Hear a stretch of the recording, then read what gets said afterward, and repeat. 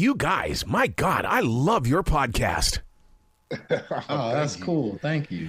Before we even get started, we got to talk about your tour because that is so important. You guys are going out on the road, and people need to be checking you guys out. Yeah, absolutely. It's called the Start the Steel Tour. It's we're hitting 14 cities, and we're hitting all of them. We love it. It's New York, LA, Boston, DC, Chicago, Denver, Austin, Houston, Atlanta, Dallas, Denver, what am I forgetting? San Francisco. Oh yeah, lots of places, and it's going to be very funny. David and I host this podcast, but we like to put on a great live show. So there are games, there's audience interaction. We're going to have insane guests.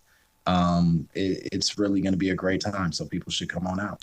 About 7-8 years ago, there was a gentleman here in Charlotte at the Comedy Zone, Mike Hall. He sat down with me and he goes, he says, the comedy clubs are going to change. He says, podcasting is going to change comedy. And do you agree with that term, that it has? Go ahead, David. Oh yeah, I think so for sure. I think that I think a lot of us were maybe worried it was going to usurp stand-up comedy, but I think it's definitely carved its own lane in the industry, and we really have to take notice to what all these podcasts are doing right now. Yeah, because I mean, it's so amazing that, first of all, when I'm listening to your podcast, My Momma Told Me, I mean, I feel like I'm already right there with you, but to have that visual of you guys really bringing things together to me, that's a diamond in the rough. Yeah, I mean, so David and I both are stand-up comedians, and we love live performance. And so I think what gets exciting for us is being able to take these conversations that we have every day and put them in front of people's faces in a really engaging way, not just sort of sometimes you go to live podcasts and you're just watching two dudes talk in front of you in chairs. And we don't want it to be that kind of show. We really want it to be something that makes people feel involved, feel like, to your point, it comes alive in front of them. How do you guys come up with the subjects that you're doing? Are you sitting around with a notebook and just going, okay, we're going to hit this one, but we can't practice it, save it for the air? Because I really did find it very interesting that people used to be green, and it's like, whoa. Well, let's be clear. I don't know if the takeaway from that is that we used to be green. I do think certainly that is something that some people would have you believe, but the subjects, the beauty of conspiracy theory is that it is an ever refilling source. Yeah. People will always be speculating about truth and untruth. And we thankfully have a lovely audience that continues to remind us that there are a bunch of things out there that we haven't heard before, that we need to hear. And somehow it keeps refilling itself. Is there a difference between a conspiracy theory and an urban legend? I think that they, at least for our purposes, I think they kind of run in the same circles. I don't see much of a difference. I think when it comes down to it, we're talking about the same thing, just different terms. Yeah. Because conspiracy theories, to me, create the conversation. And I swear that more and more people listening to My Momma Told Me, it's almost like the fans need to be conversing back and forth as well, in some sort of chat room or something, because you guys really bring up a lot of great stuff. Yeah, we like to be able to have any conversation that gets presented to us. I think David and I take a lot of pride in being able to take on the more challenging conversations, but also the more sort of frivolous, silly conversations. We're not really scared of it because most of the time we feel like we can manage the responsibility of reminding people that we're two dum-dums who should not actually be taken seriously. And yet when you listen to your show, I don't get that vibe at all. I mean, I really do take you seriously, and you're not dum-dums. Well, then the trick worked. And now you're falling for it. And we live to fight another day.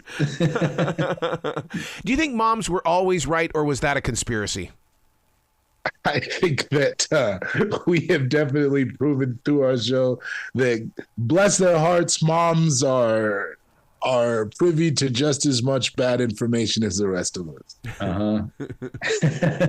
Turns out moms can be dum-dums too, you know? Who knew? Yeah.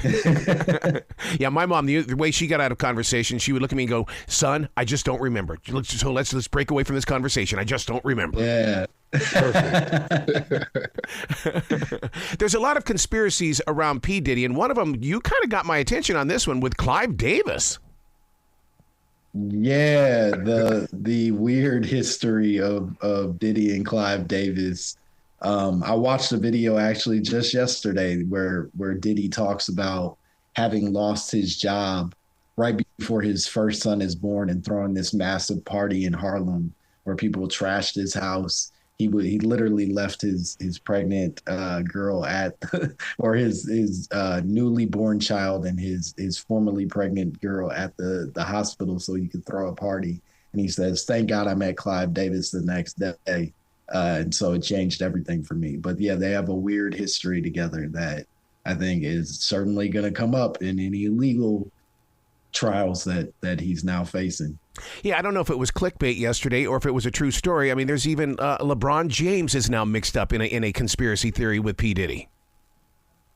Yeah, it's hard to know what's real and what's fake in any of this stuff. I think it's certainly too early to tell. And we don't know. None of us have any idea. I don't want to accuse LeBron's a great man. I don't want to accuse him of of being a part of the freak offs too early.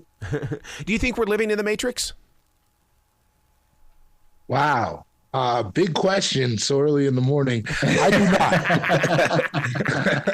Personally, I do not think that. I think it was just a movie. And yet, I mean, you have to be able to look around yourself and go, "Oh my God, I think I've seen this before." Because there are so many events going on in the world right now that played out in Hollywood years before it actually happened.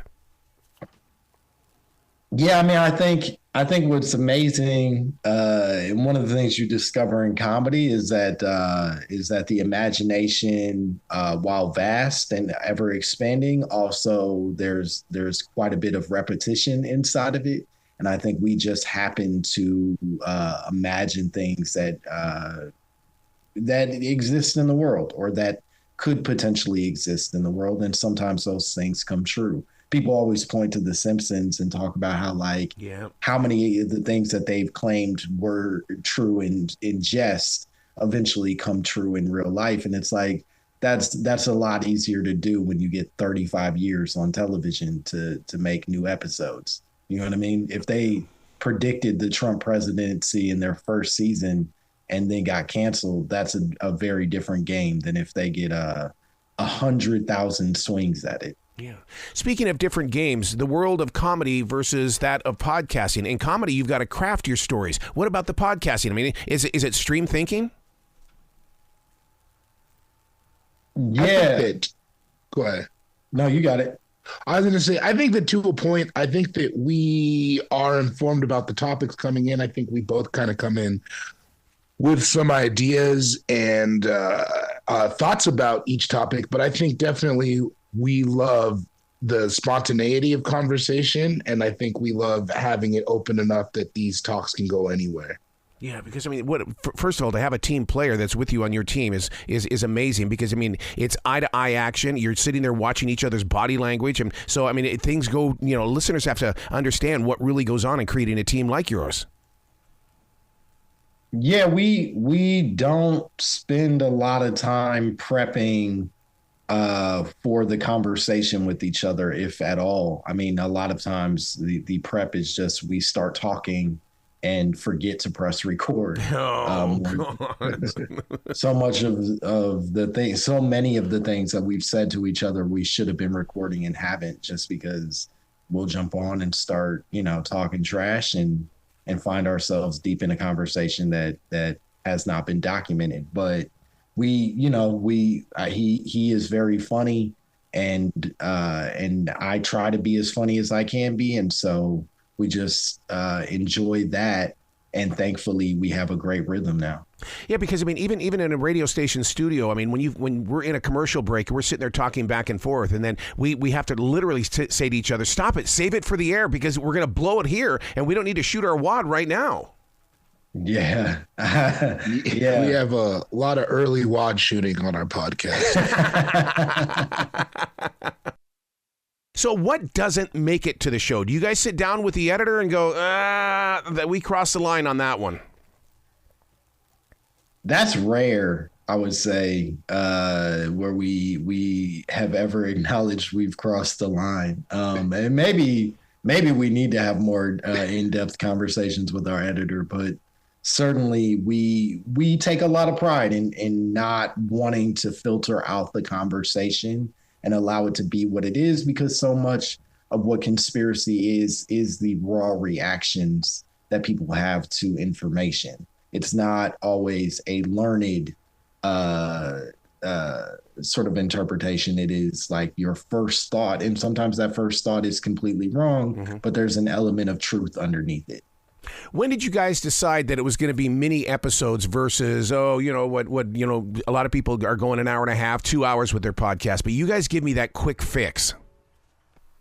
I think we wanted both options, right? That we do longer episodes on Tuesdays to make sure that we can talk to our guests and talk to each other in a more substantial way. But then on a Thursday, if you just want to hear our voices and check in, we'll give you a little taste, just a nip to hold you over until the next big episode. We just want our audience to feel excited and engaged. And I got kids. I can't talk to him for 3 hours every day, but I'll talk to him as often as I can. Yeah, because as a listener, when I see that a new show has popped up, I get excited. So I can't be the only one that gets excited, even if it is a mini episode. Yeah. Yeah, we hope everyone is excited. We hope everyone who listens to your show is excited. Now, being down here in the South, man, we got some church ladies down here. So, and you guys aren't afraid to talk about that. No, we're not afraid to talk about the church ladies, but we welcome the church ladies. We hope that the church ladies put on their big old hats and come and see us. Because we got stuff to say to y'all too. One of the things that I find very interesting, and I would love to figure out how you guys are doing it, is answering listener emails. They're constantly sending you emails. I think that's such a connection, and it kind of breaks down that wall of that. We're imagining listeners are there, but you guys are proving listeners are there by answering them. Constantly receiving emails. That's the right word. It's just a deluge of nonstop emails when we're not on the air. We have so many to pick from. Aren't you fascinated with how real people are, though? Yeah, definitely. I think maybe more so than our guests at times.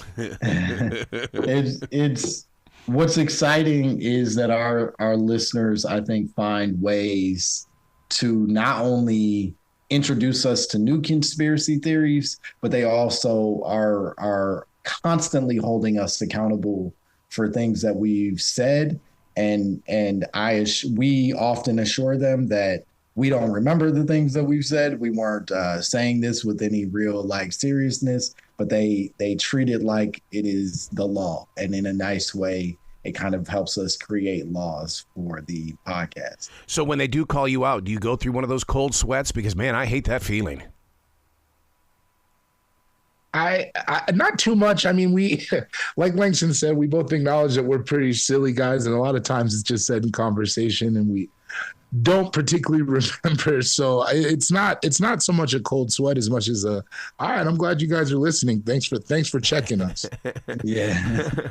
So in your own way, how old do you have to be before people go, they're just going to say a bunch of crap and because they're old guys? Realize you're not there yet, but in 20 years, which will be in the blink of an eye, is there a certain age where I can get away with this because I'm an old guy and old guys get away with everything? Well, I can't speak for Langston, but I'm only 23, so I have 20 more years. Yeah, if we're doing this podcast in 20 years, I think something went wrong. So my hope is that 20 years from now, I can tell this to people in more private conversations that don't need to be recorded. Right. I also feel that kind of one of the beauties of our podcast is it's not age specific, right? Conspiracy theories really affect everyone. So it's a lot of our topics, I think, are evergreen as far as age goes. Yeah. Speaking of conspiracies, Barack Obama putting a hit on Bernie Mac. I about fell out of my chair when I heard that. It was a bold one. That one I really had to make sure we were doing everything we could to be careful in, because it's a wild suggestion that one of our most beloved comedians, I would say of all time, was somehow assassinated by a then presidential candidate Barack Obama. Has anything shocked you guys? I mean, because with the life that you live as it is, out on the road and doing the podcasting and being so open, is there anything that still shocks you? I think personally, I come into it pretty skeptical a lot, or open in a comedic way. So I think a lot of times the seeds of truth that some of these things have tend to be kind of shocking. You want to believe that, we're just being salacious, and a lot of it is silly, but some of this stuff is rooted in a lot of truth, and that can sometimes be tough to take. God, I love your podcast. I just want people to really go find it and let it become a part of their day. You guys have got to come back to this show anytime in the future. The door is always going to be open for you. Oh, that's so nice. Thank you. Excellent. Will you guys be brilliant today, okay? You too. This is so nice.